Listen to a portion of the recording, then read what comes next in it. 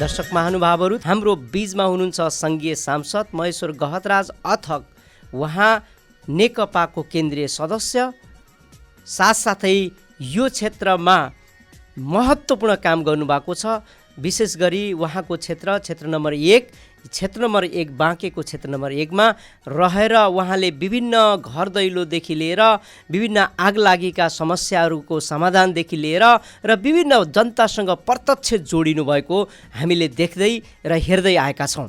र के भइरहेको छ त समग्र नेपालको अवस्था र विशेष गरी उहाँको क्षेत्रको अवस्था र अहिलेको माथिदेखि तलसम्मको अवस्था के छ, हामी यही विषयवस्तुमा रहेर कुराकानी गर्नेछौँ। यहाँलाई हार्दिक स्वागत छ। हजुर, धन्यवाद। के गर्दै हुनुहुन्छ हिजो आज खास गरी मेरो निर्वाचन क्षेत्रको नरायणापुर यो बिचमा आगलागीका झन्डै 4-5 वटा परिघटनाबाट गुज्रिएको छ। झन्डै 150 को हाराहारीमा बस्तीहरू, त्यहाँ घरहरू क्षति पुगेको छ। घर परिवारलाई उहाँहरूको लागि राहत जुटाउने, राज्यको ध्यान आकर्षित गर्ने र सुरक्षित नागरिक आवास कार्यक्रमहरूलाई व्यवस्थित गर्नको लागि आवश्यक तयारीको प्रक्रियातिर लागिराखेका छौँ। र त्यस पछाडि खास गरी यो हामीले बाँके जिल्लामा नेकपा माओवादी केन्द्रको तर्फबाट अदालतले त्यो पार्टी बनाइसकेपछि अहिले सङ्गठन सुदृढीकरण र जनसम्बन्ध विस्तार अभियान सञ्चालन गरिरहेका छौँ र त्यो अभियानका कार्यक्रमहरूमा पनि म सरिक हुने गरिरहेको छु। त्यस पछाडि त्यसको एउटा त्यो कार्यक्रमको उत्कर्षको रूपमा बाँकेमा यस बिचमा पार्टी अध्यक्ष कमरेड प्रचण्ड आउने ढङ्गले, सहभागी हुने ढङ्गले बृहत्तर प्रशिक्षण कार्यक्रमको आयोजना गरिएको छ 2 गते र त्यो कार्यक्रमको तयारीतिर पनि छु। र यो बिचमा यतै नै छु। यो बिचमा 1-2 वटा संसदका बैठकहरू छुटेका छन्। यद्यपि जिल्ला जनतासँगै छु। फेरि जनतासँग जोडिनु भएको छ। हो, बिल्कुल। तपाईँको क्षेत्रमा आगलागीका घटना, यो बर्खा आयो, यो चाहिँ अलिकति चैत वैशाखको समय आयो भने आगलागी हुने, त्यसपछि अलि बर्खा भयो भने डुबान हुने एकदमै खतरा क्षेत्र छ। र यो आगलागीलाई कम गराउन अब यो कसरी गर्न सकिन्छ? अब घर खर्का छन्, यहाँहरूले टिनका छाना छाउने एउटा योजना ल्याउनु भएको थियो, के भएको छ, यो के भइरहेछ? अब ठिक हो, मेरो निर्वाचन क्षेत्र प्राकृतिक प्रकोपको हिसाबले सबभन्दा जोखिम क्षेत्रको रूपमा छ। एउटा त राप्ती नदी छ। राप्ती नदीले हरेक वर्ष डुबान गर्ने, कटान गर्ने र उत्पादनशील जमिनलाई पटान गर्ने जुन खालको अवस्था बेहोरिरहेका छौँ, यो प्राकृतिक विपत्ति हरेक वर्ष आउने गरिरहेकै छ। र त्यो सँगसँगै अर्को भनेको गरिबी, विपन्नता र घना बस्तीको कारणबाट र अझभन्दा जनचेतनाको कारणले र सामान्य लापरवाहीबाट एउटा ठुला जोखिम, त्यो भनेको आगलागीका परिघटना केसहरू बिचमा पटक पटक हुने गरिरहेका छन्।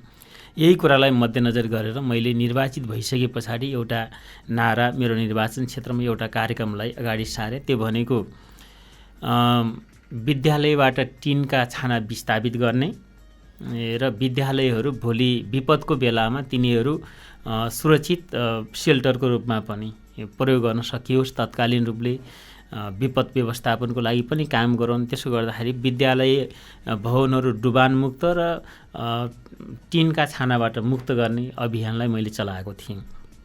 र त्यो अन्तर्गत थुप्रै विद्यालय भवनहरू र शैक्षिक कक्षहरू तयार भएका छन् भने अर्को भनेको खरका छानाहरू, फुसका छानाहरू विस्थापित गर्ने कार्यक्रम मैले अगाडि सारेको छु। र त्यस अन्तर्गत गत वर्ष 300 घर परिवारलाई निर्वाचन क्षेत्रमा उनीहरूलाई खरका छानाबाट मुक्त गर्ने प्रक्रिया गत वर्षको 8 वार्षिक कार्यक्रम थियो। र यो वर्षको कार्यक्रम झन्डै मेरो निर्वाचन क्षेत्रमा डुबानमा परेकाहरूको पुनर्स्थापना समेत कार्यक्रमलाई हेर्दाखेरि 1100 भन्दा केही बढी सङ्ख्या छ। उहाँहरूलाई नागरिक सुरक्षित आवास कार्यक्रममा, त्यो भनेको टिनले छाएका भवनहरूको आधारमा लाने कार्यक्रम छ। त्यस्तै गरी प्रदेश सरकारले जनता आवास कार्यक्रम अन्तर्गत क्रमशः केही घर क्रमशः त्यो त ठुलो कार्यक्रम रकम नै ठुलो दिनुपर्ने भएको हुनाले सङ्ख्या त्यसको कम छ, तर त्यो कार्यक्रमहरू पनि प्रदेश सरकार मात्र अगाडि बढेका छन्। र यसो गर्दाखेरि मैले अहिले भर्खरै मात्रै जहाँ मेरो निर्वाचन क्षेत्रमा खोदवा मा ठुलो भीषण आगलागी भयो, त्यस्तै गरी सुइयामा भीषण आगलागी भयो, 12 बिघामा पनि 24 बिघामा पनि त्यही लेभलको आगलागी भयो र अरू छुटपुट केही घरहरू जलिसके पछाडि अस्ति भर्खरै मात्रै गृह मन्त्रालयको सिङ्गो टिम हाम्रो उसमा राज्य व्यवस्था तथा सुशासन समितिको बैठकमा आएको थियो र त्यहाँ सिरियसली नरैनापुरको आर्थिक विपन्नता, गरिबी र घना बस्ती को जोखिमताको कारणले त्यसलाई अहिले जे जस्तो क्षति त्यहाँ भएको छ आगलागीबाट उहाँहरूलाई हामीले टोर्नाडोको बेलामा जे खालको पूर्वाधार निर्माणको एउटा राष्ट्रिय अभियान सञ्चालन गऱ्यौँ नि, त्यो भनेको नेपाली सेना लगाएर हामीले ती पूर्वाधार निर्माण गऱ्यौँ, राज्यले पूर्वाधार निर्माण गर्न लगानी गर्यो र त्यो स्तरमा जानु पर्यो। जुन हुरी बतासदा तुफानको बेलामा जे भएको थियो 1.5 वर्ष अगाडि त्यो स्थितिकैबाट सोध्नुपर्छ भनेर मैले गम्भीरतापूर्वक छलफल गरेको छु र त्यसपछि मन्त्रालयका अधिकारीहरूसँग पनि मैले निरन्तर छलफल उहाँहरूसँग यो कार्यक्रम खास गरी विपदलाई दीर्घकालीन ढङ्गले हल गर्ने ढङ्गले सोचौँ भनेर अगाडि बढेको छु। अहिले त्यही नै छ। तत्काल राहतका लागि अब दीर्घकालीन राहत त त्यो भयो, तर तत्काल राहतका लागि यहाँले के पहल गर्नु? राहतको लागि विभिन्न सङ्गठनहरूलाई खास गरी राज्यको तर्फबाट हाम्रो जिल्लामा राज्य केन्द्र सरकारको कोष छ, त्यो भनेको विपद व्यवस्थापन समिति छ, त्यो कोषमा भएको पैसाबाट यो बिचमा प्रति घर परिवारलाई 20,000 को रूपले त्यो राहत वितरण भएको छ। त्यसपछि विभिन्न पहलहरूबाट सुइयामा त पहिले राज्यको 15,000 मात्रै थियो, त्यति बेला मैले अब 15,000ले केही हुँदैन भनेर पर्सनली मेरो आफ्नै सेवा सुविधाबाट कटाउने ढङ्गले प्रति घर परिवारलाई 5,000 को हिसाबले म आफूले पनि सहयोग गर्ने गरेको थिएँ। पछिल्लो अवस्थामा यहाँ जिल्लामा जे स्थिति बन्यो र माथि पनि सिडिओ साहबलाई तपाईँले केन्द्रमा समन्वय गर्नु पर्यो र 15,000ले खास केही पनि हुँदैन, तत्कालीन राहत भए पनि त्यसले हुँदैन, त्यसमा थप्नु पर्यो भनेपछि पछिल्लो अवस्थामा फेरि अब त्यो पहिलेकोले पनि प्राप्त गर्लान्, पछिल्लो अवस्थामा प्रति घर परिवारलाई 20,000 को रूपले नगद प्रदान गर्ने भएको छ। रेड क्रसको तर्फबाट भाँडाकुँडा र केही आधारभूत लत्ता कपडाहरू खास गरी पालहरू त्यस्तै गरी केही तन्नाहरू लगायतका सामग्रीहरू उपलब्ध भएका छन्, झुलहरू उपलब्ध भएका छन्। त्यस्तै विभिन्न सङ्घ संस्थाहरू राजनीतिक वाइसेल लगायतका राजनीतिक पार्टीका भातृ सङ्गठनहरूले त्यहाँ राहत सामग्री लिने, सामाजिक सङ्घ संस्थाहरूले राहत सामग्रीहरू लिने खालको प्रक्रिया सुरु भएको छ र अहिले भर्खरै मात्रै मेरो यहाँ जिल्लामा प्रमुख जिल्ला अधिकारीसँग छलफल भइरहेको थियो। हामीले राज्यले दिने जुन नागरिक सुरक्षित आवास कार्यक्रम छ त्यसले मात्रै त्यहाँको पूर्वाधार बन्ने अवस्था देखिँदैन, हामीले त्यसको लागि केही आवश्यक पहल कदमी नयाँ ढङ्गले गरिदिनुपर्छ भन्ने समेतको छलफल यता चलिरहेकै बेलामा भर्खरै प्रमुख जिल्ला अधिकारीको सरुवा भएको छ, नयाँ आउँदै हुनुहुन्छ, त्यसलाई त्यहाँको कामलाई अलिक ठोस गरी जानुपर्ने बाँकी छ।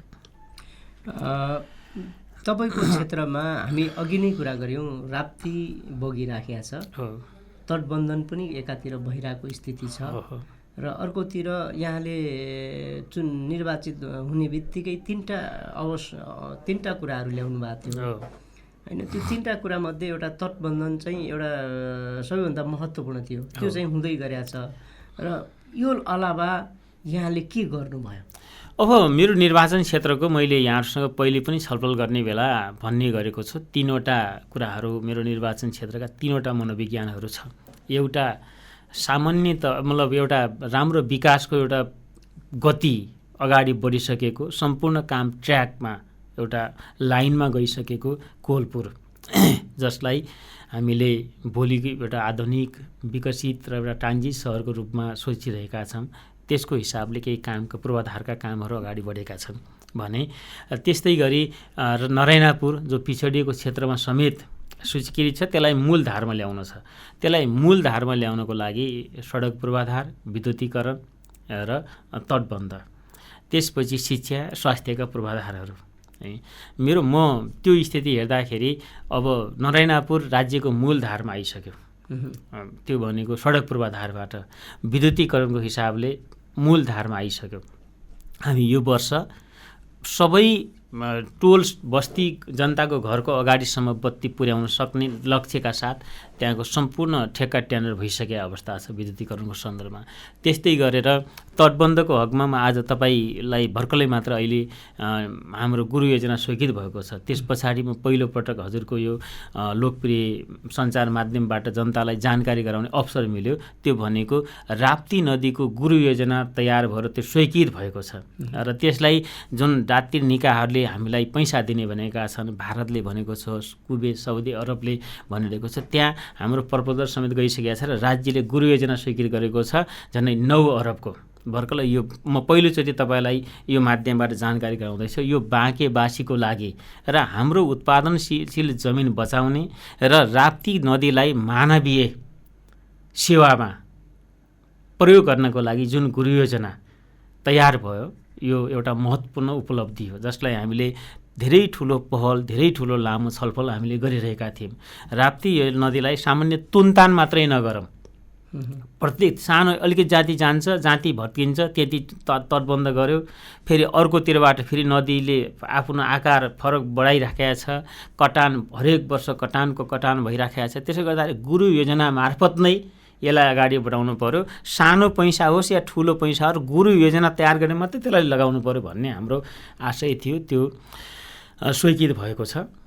जो प्रयास जसमा तत्कालीन मन्त्री वर्षमान पुलले गम्भीरतापूर्वक उहाँहरूसँगका हाम्रा छलफलहरूमा भएको थियो र त्यो काम अहिले पछिल्लो भर्खरै मात्रै स्वीकृत भएर अगाडि बढ्यो। यो बाँकेवासीको लागि अझ राप्ती नदीको वरिपरि रहेका दुवै राप्ती नदीको तटीय क्षेत्रका बासिन्दाको लागि यो सुखद खबर हो भन्ने मलाई लाग्दछ।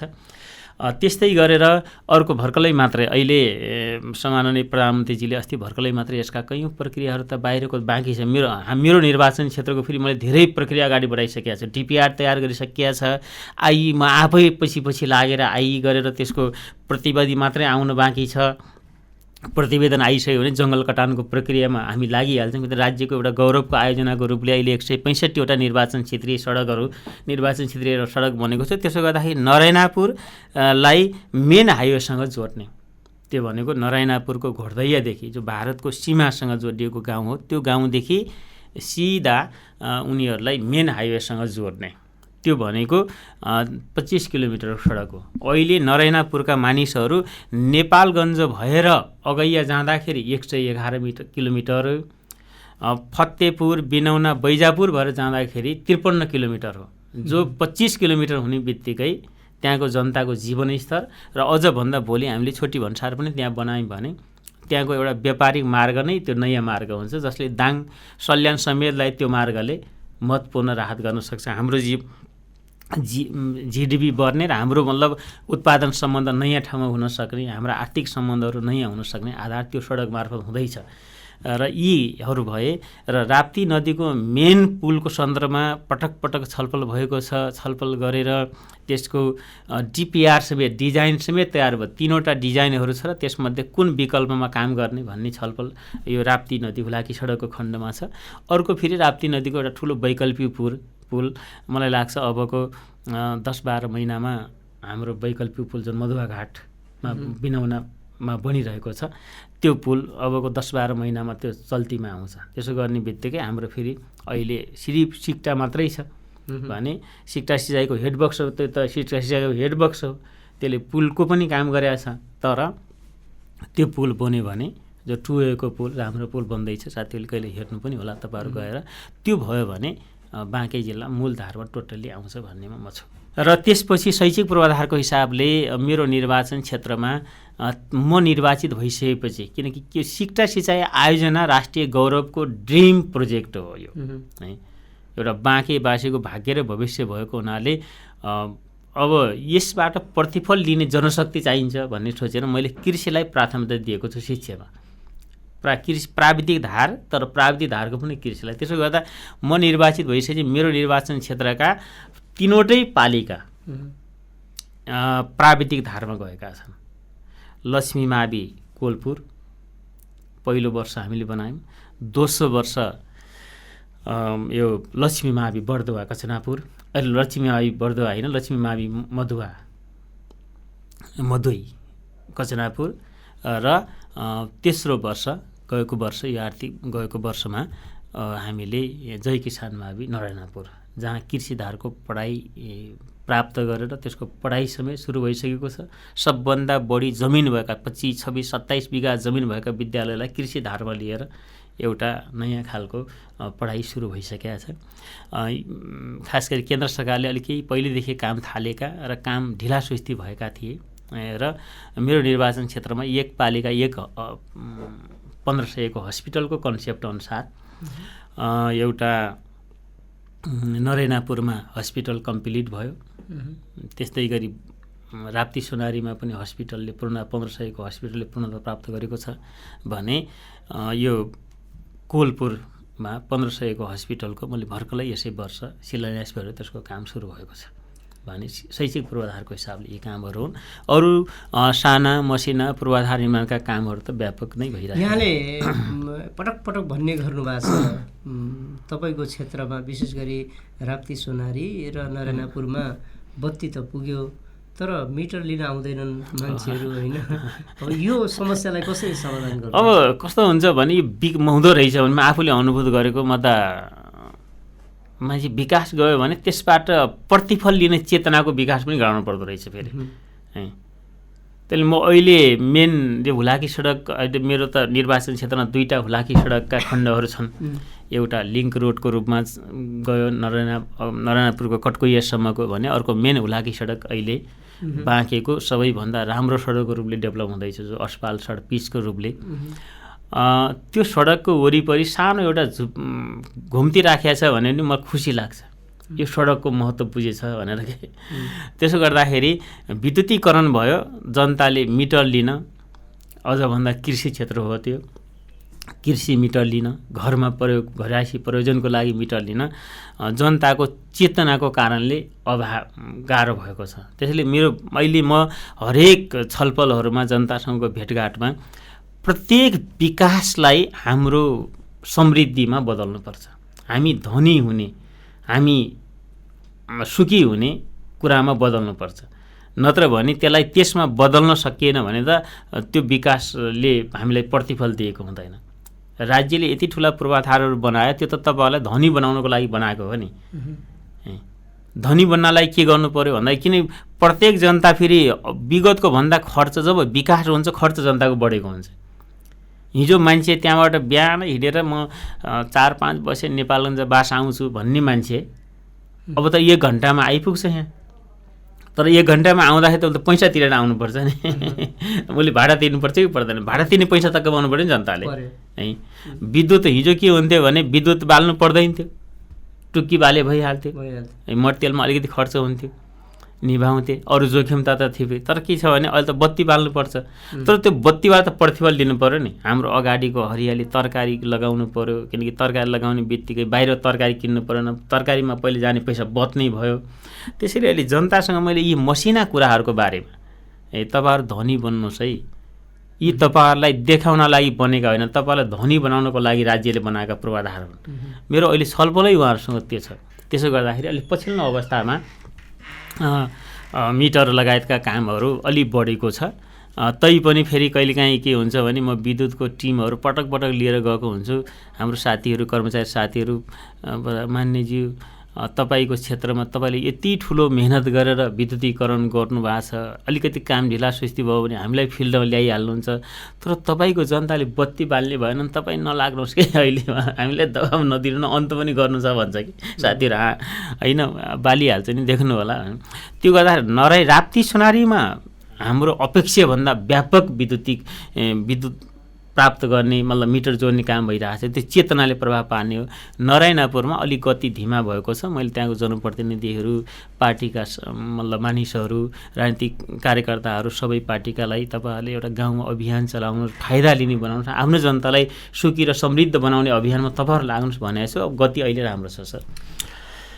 अलिकति फरक प्रसङ्गलाई मैले जोडेँ। हजुर, अहिलेको स्थिति ठ्याक्कै फेरि उही चुनावमै जान्छ कि भन्ने किसिमको डर जुन एउटा प्रतिगमन अथवा जुन प्रकारको यहाँले भन्दै आउनुभएको जुन संसद पुनर्स्थापन भयो त्यसपछिको झन् खतरा बढ्यो नि। हो, अब यहाँ कस्तो देखिया छ भने पहिलो कुरा त संसद विघटन भयो जो असंवैधानिक थियो, अलोकतान्त्रिक थियो र केपी ओलीजीको एउटा निरङ्कुशतावादी र स्वेच्छाचारी प्रवृत्तिको कारणले त्यसो भएको थियो। त्यसका विरुद्ध, त्यो प्रतिगमनका विरुद्ध हामीले देशव्यापी जनपरिचालन गर्यो तत्कालीन नेकपाले र हामीले त्यसमा सफल भयौँ। अन्य राजनीतिक पार्टीहरू पनि लागे जो प्रतिगमन विरुद्ध संविधानको रक्षाको लागि। त्यो संविधान रक्षा गराउने, किनकि असंवैधानिक गैर मतलब जोड जबरजस्ती संविधानको बलात् भएको हुनाले अदालतले संसदको पुनर्स्थापना गर्यो। यो नेपाली जनताको एउटा जित हो। अब सामान्यत के हुन्छ भन्दाखेरि प्रत्येक शासकहरूले गल्ती गरे भने, नैतिकवान शासकहरूले गल्ती गरे भने के हुन्छ भने उनले अलिकति आफूलाई केही समस्या पर्यो भने अथवा नैतिक प्रश्न उठ्यो भने उनीहरू राजीनामा दिने र मुलुकमा एउटा नैतिकताको शिक्षा दिने प्रक्रिया सुरु हुन्छ। तर नेपालमा त्यसो भएन। हामीलाई के लागेको थियो र सबै जनताले, सबैले अनुमान गरेको कुरा, सबैले मानेको कुरा, बुझेको कुरा के थियो भने संसद पुनर्स्थापना भइसकेपछि केपी ओलीले राजीनामा दिनेछन् र त्यसपछि देशमा नयाँ सरकार निर्माणको, किनकि यो सरकार 3 वर्षमा हाम्रो देश यो समय बर्बादी भएको छ। विकास निर्माणका कामको हिसाबले होस्, जनतालाई अधिकार सम्पन्न बनाउनेको हिसाबले होस्, स्थानीय तहदेखि प्रदेश हुँदै केन्द्रसम्मको आवश्यक समन्वय र त्यसलाई स्थानीय पालिका तहदेखि प्रदेशसम्मलाई अझ व्यवस्थित र सुदृढ गर्नेको ढङ्गले होस्, जुन खालको उदासीनता केपी ओलीमा देखियो। अब फेरि यो 2 वर्ष जुन बाँकी छ, 3 वर्ष, त्यसमा 2 वर्षमा नयाँ ढङ्गले अगाडि बढ्न सक्छ, नयाँ ढङ्गले भन्ने थियो। तर त्यसो भएन। केपी ओलीजी एक ढङ्गले भन्दा उहाँमा रहेको अराजकतावादी प्रवृत्ति, तानाशाही नोकर मतलब निरङ्कुशतावादी प्रवृत्ति, स्वेच्छाचारी प्रवृत्ति, जान्ने पनि मै हुँ, धान्ने पनि मै हुँ, है, अरू त सबै कोही पनि होइनन् भन्ने खालको जुन मनोविज्ञान काम गर्यो।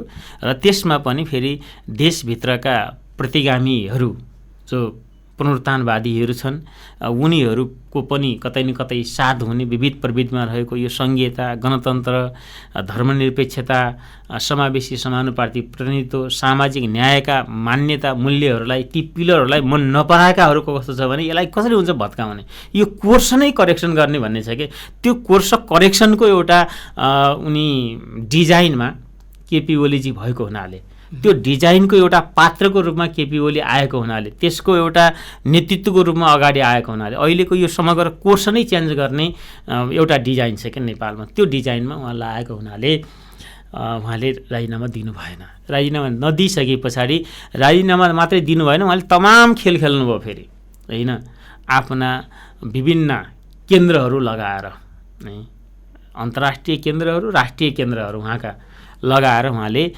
पुरै आफ्नो बचाउको लागि अहिले लागिराख्नु भएको छ, जसले गर्दाखेरि नयाँ सरकार गठनको प्रक्रिया केही ढिला भएको छ। हामीलाई लाग्छ अब नयाँ वर्ष सँगसँगै नयाँ सरकार आउने अवस्था छ।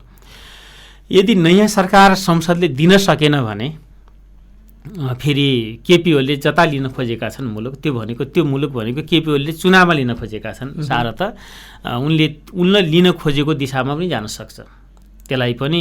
तर त्यो जाँदाखेरि फेरि त्यो तत्कालीन देशको स्थिति, देशको आर्थिक अवस्था, विश्वव्यापी महामारीको अवस्था र देशमा संविधानले गरेको व्यवस्था जुन आवधिक निर्वाचन, 5 वर्षको आवधिक निर्वाचनको व्यवस्था, त्यसको मर्म भावना विपरीत त यो छ नै, उनले गर्ने चुनाव हुन्छ नै। तर फेरि अब निर्वाचन गर्नै पर्ने, संसदले सरकार दिनै सकेन भने निर्वाचनमा जानुपर्ने स्थिति भयो भने त्यो संवैधानिक ट्र्याकभित्रको निर्वाचन नै हुन्छ। फेरि मध्यावधि निर्वाचनै अब हुन्छ भने पनि त्यो संवैधानिक ट्र्याकभित्रको निर्वाचन हो, किनकि हामी संविधानको 1 धारा 86-76 को 1 अनुसार उनले संसद विघटन गर्न पाउँदैनथे, 2 अनुसार पनि उनले संसद विघटन गर्न पाउँदैनन्, 3 अनुसार पनि उनले संसद विघटन गर्न पाउँदैनन्, उनी जब 4मा 5मा प्रवेश गर्ने अवस्था आउँछ, 5मा प्रवेश नगर्दै फेरि त्यही 3कै सरकारले संसद विघटन गरेर निर्वाचनमा जानुपर्ने स्थिति हुने भनेको त्यो संवैधानिक ट्र्यागै हुन्छ। त्यसमा मैले केही संविधानको एउटा जानकार भएको हुनाले र प्राथमिक विद्यालयको विद्यार्थी भएको हुनाले मैले यो कुरा भन्दा अन्यथा हुँदैन। तर फेरि मुलुकलाई अहिले चुनाव आवश्यक हो कि मुलुकमा यो 3 वर्ष भएका व्यतिथिहरूलाई सुधार गर्ने नयाँ विकल्प संसदले दिने र बाँकी अवधि निर्वाचन आवधिक नै गर्ने कुरा मुख्य कुरा हो। फेरि काङ्ग्रेसले पहल कदमी लिएको छ, नेकपा माओवादी केन्द्रको उहाँहरूलाई सपोर्ट टोटल्ली छ। अहिले खास गरी जनता समाजवादी पार्टीभित्रको आन्तरिक समस्याहरूले केही जटिल भएको छ। उहाँहरूले पनि छिटै समय दिनुपर्छ। यो केपी प्रवृत्ति केपी युगलाई जतिसक्दो छिटो सिंहदरबार र बालुवाटारबाट विदा गर्यो त्यति नै जनताले एउटा उन्मुक्तिको स्यास फेर्ने अवस्था छ। भनेपछि समस्या त त्यहाँ छ नि। तपाईँको अध्यक्ष प्रचण्ड कहिले काङ्ग्रेस निकटलाई भेटिरहनु भएको छ, कहिले चाहिँ जसपालाई भेट्नु भएको छ, राम्रो रेस्पोन्स आइरहेको होइन। काङ्ग्रेस त अब आधिकारिक ढङ्गले निर्णय गरेर उहाँहरू सरकार गठनको प्रक्रियातिर उहाँहरू लागिसक्नुभयो। जनता समाजवादीले आधिकारिक रूपले निर्णय गरिसकेको छैन। यद्यपि त्यहाँ फेरि केपी ओलीलाई फाल्नुपर्छ भन्ने एउटा धार मजबुतै छ। अहिले पनि प्रक्रिया मार्फत निर्णय गर्नुभयो भने उहाँहरूले बहुमतको निर्णय सबैले मानेर जानुपर्ने अवस्था छ। मेजोरिटी के छ भन्दाखेरि जनता समाजवादी पार्टीभित्र केपी ओलीको प्रतिगमनलाई का विरुद्ध लडेका शक्तिहरू एक ठाउँ हुनुपर्छ भन्ने कुरा त्यो छँदैछ।